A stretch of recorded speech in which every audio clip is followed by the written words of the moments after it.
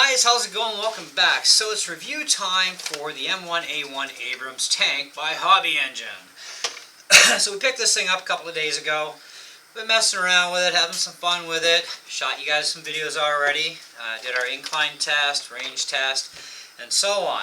So I want to talk to you guys a bit about this. It does come with instructions that are completely English, which is awesome. Now this thing does use 6 AA batteries as well as a 9 volt for the radio.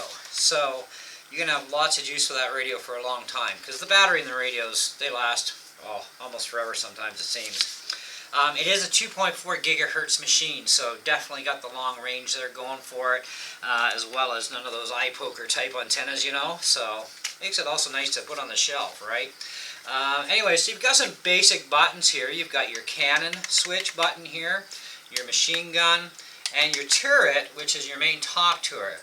Now they also list the big cannon gun as a turret as well, okay? And then of course sound on and off.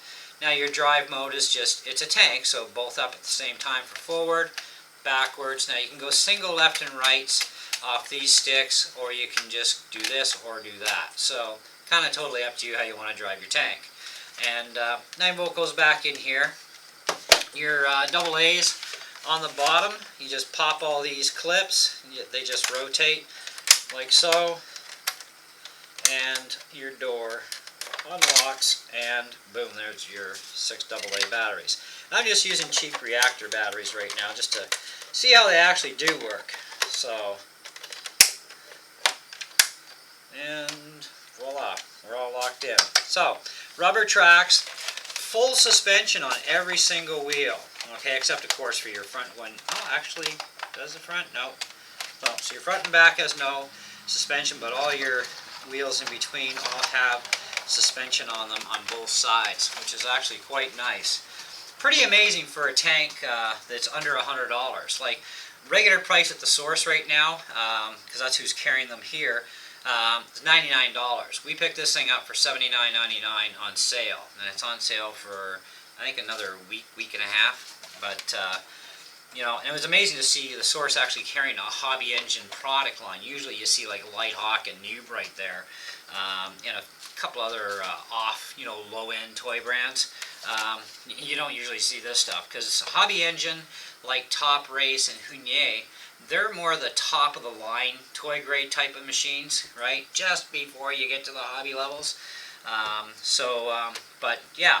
So 18.5 inches total length. Now that includes your gun, of course, up front. So there's nothing to assemble other than this little antenna, which, you know, they say to jam it here, which you could, and it actually will fold itself down and bend into your turret, so you can, you know, have it down low or extend it up.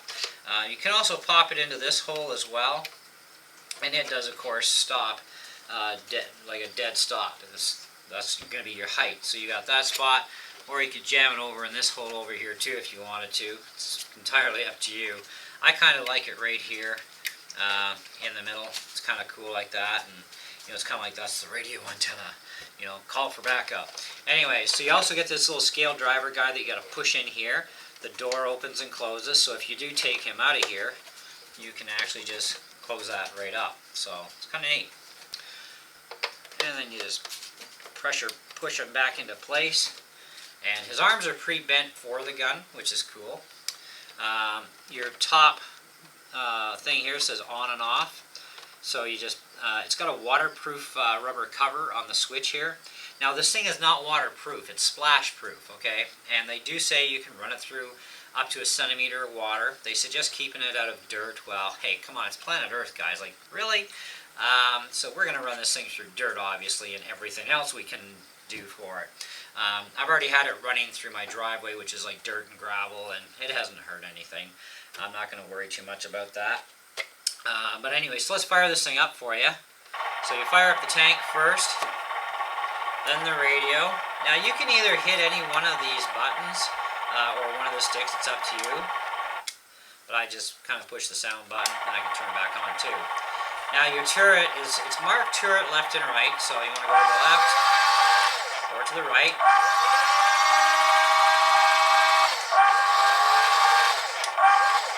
Now, just to save on a bit of time on the video, this gun will rotate all the way back center here, whether you go all the way left or right. It will not continuously go. The stopping point is here with the gun lined up in the back. Okay. Does have headlights that stay running at all times. Does have tail lights too, which are only when it's in reverse, or if you hit just one of the sticks, one of the other light will light up. Okay. It would have been nice to actually see a running light, so that when you drove forward at least, you could have like some back running lights, so that if you're driving at night with this thing, having fun outside, you'd be able to see your rear end. So there's going to be some mods being done to this thing. But it's not going to affect the overall rating or review just because it doesn't have rear running lights. That's just my own pet peeve. Okay. Very cool though for the front headlights, and they're always on, which is cool. That's all right. I've seen a lot of toys where the headlights don't even turn on until you are moving, you know, and these ones are on all the time. And they're also not affected by left or right turning, so you're not going to have one go off and the other one on type of thing. They just stay on steady. The overall cosmetics or scale appearance of the tank, very well done. Very impressed with this thing. Lots of detail in the plastic here. Very nice camo paint job. Really like what they've done with it. Now back to this thing. This is your engine sound, okay? And then if you want to fire the machine gun off, okay, and your machine gun is actually right here. Cannon, and it jerks the tank when it fires, just like a real one, right? You can just go crazy with it. Now, if you want to turn the turret and try firing at the same time,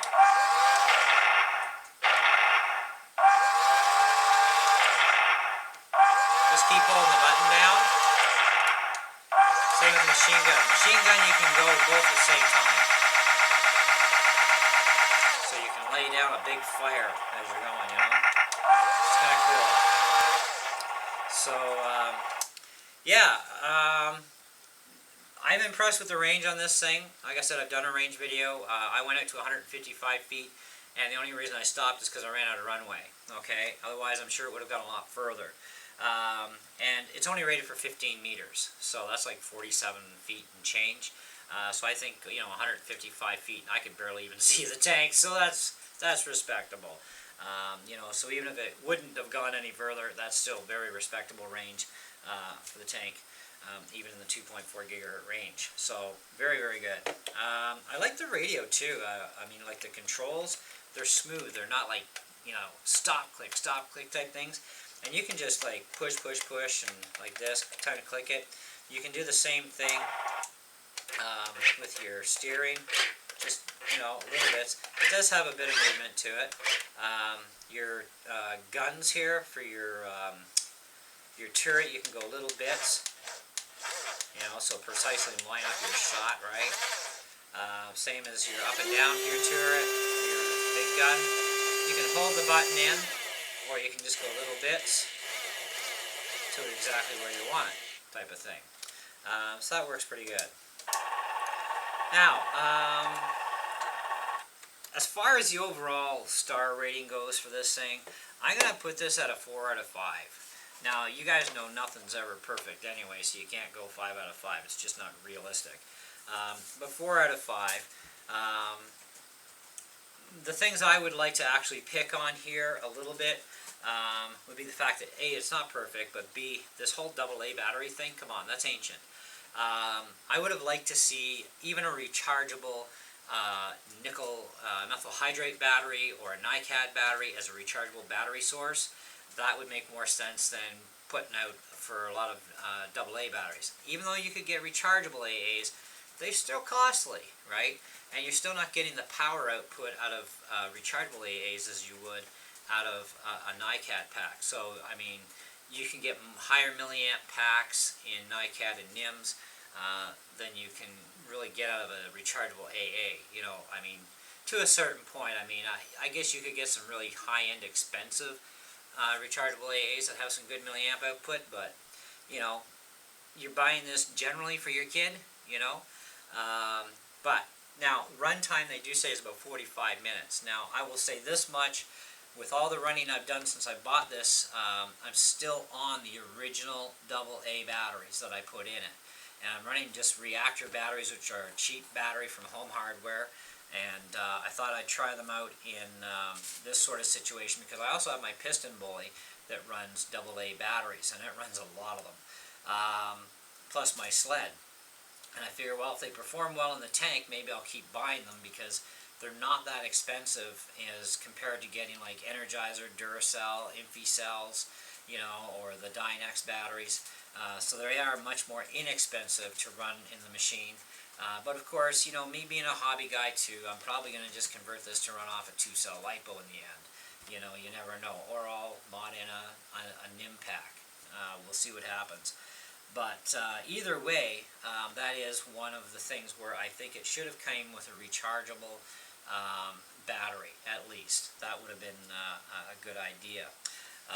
As far as the treads go with the traction, they do seem to have a fair amount of traction on them, which is pretty good for some rubber treads, and all that jazz. The suspension is like the coolest part of the whole thing, I think, is because, this is not even a hobby grade machine, yet it has a full-fledged suspension on every single wheel. That's cool. So it's got some really good kudos. The scale appearance is definitely kudos. Functionality, all good points there. Everything functions as it should. It did really good at a 25 and change incline test for climbing upward. I am going to try and push that incline further in hard-packed dirt or loosened dirt and just see how well it really does. And of course in the grass too. And just to see how well it really does perform in those areas for more of the incline than anything. Like, I've driven it on the grass, it's fine. I've driven it on the gravel driveway, which says it's fine there too. I have no issues. And they say, like I said, keep away from dust and sand and stuff. And it's like, it's a tank. I didn't buy it to drive it in the house. And they do give you washing instructions. So obviously they know you're going to get it dirty somehow, right? Because they say it's splash-proof and dust-proof. But they do give you actual detailed instructions on how to properly wash this thing down if you do get it dirty. And they give you a troubleshooting thing as well in the manual, which is nice. Full driving instructions, so get your tank license when you're done. No, I'm just kidding. But anyways, yeah. Definitely well worth the money. It's worth the 80 bucks for sure. I am going to be getting a second one. If you haven't watched my first unboxing video, there's a story behind this tank. It was originally purchased for my wife because she had gotten rid of her Wheelie King truck to get into the tank. And then, of course, today is also our official day of our anniversary of 12 years, which is great. So she gave this to me as an early anniversary present. So it's like, that's really cool, but we need a second one anyway. And the original plan was to get a second one regardless, right? So it didn't matter who got it first, because then we can have tank wars and that sort of thing, do some other cool videos for you guys with these tanks. So even if I have to pay the 99 bucks, I'll bite it and I'll pay it, because once it comes off sale, right? Because it is definitely worth the 80 bucks. It's kind of, for me, I'm not quite too keen on the whole $99 price. I think it's definitely worth the 80 though, but an extra, 20 bucks in tax, it's kind of like, I'm not sure, but I will do it if need be, just because. And, these are great to get into too if it's your first tank. And for me, this is actually a first RC tank for me. And the sense that it's an army tank, because my Kyosho Blizzard, my piston bully, they drive like tanks, but it's the way they drive. But this is my first actual tank, and I figure, you know what, it's inexpensive, because a hang-long hobby grade tank, it's about 140 bucks, right, for a cheap one. Now we are talking Canadian prices here too, by the way, so I know you can get stuff cheaper in the States. Yeah, for a first-time tank, it's like, yeah, and I really like this. And the Abrams has always been a really nice tank. And being I have a military background of being a military brat, because both my parents were, well, my mother was civilian, but my dad was Air Force. I've kind of been around a lot of Army stuff all my life anyway. you know, and I kind of think tanks are neat. Yeah, and I will be getting hobby grade hang long tanks down the road. But for now, a couple of these, they'll do the trick. We'll have some fun, do some mods to this. I have plans to add on toe shackles front and back on this, among other things. So it's going to get a couple little tweaks and mods as we go. But anyways, guys, that's where I'm at with this. I like it. I recommend it. You know, the quality is definitely there. It does perform very well, you know. But like I said, it's not perfect, and my biggest crab is, of course, no rechargeable battery. But I will fix that on my own and do something about that, because I'd rather have a rechargeable battery system in something like this, because that would actually help with the incline pulling too, because if you're running like a NiCad, an Impact, or even a lithium polymer battery or Lifey, you know, when you're struggling to go up, that power is still there, being able to push it, you know, so it doesn't stall out too easily. Where with AA non-rechargeable battery system, yeah, as soon as you pull the trigger, you're losing juice, right? So you get to an incline, and you're going to go and get choked, you know, eventually, right? I will do a thorough testing too of the 45-minute runtime, but I see no reason why it cannot do 45 minutes on the 6 AA's, and that I can see not being a problem as long as, you know, you're not, you know, doing just, you know, inclines all day long, right? Then you'll get that runtime out of it. So I don't see it being a problem, but I will thoroughly test that down the road and get back to you on that one when I have some information. Other than that, that's pretty much it, guys. So, hey, hope you enjoyed the review on this. Thanks for watching, and we'll catch you on the next one.